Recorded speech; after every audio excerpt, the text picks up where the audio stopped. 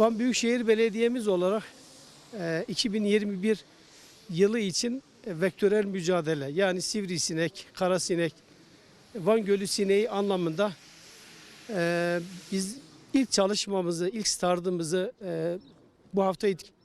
Başta kapalı alanlarda üzere kapalı bütün alanlarda sisleme cihazlarımızla Van merkezimizin tamamında bütün kapalı alanları sistemiyle bitirmeyi 2 hafta içerisinde hedefliyoruz.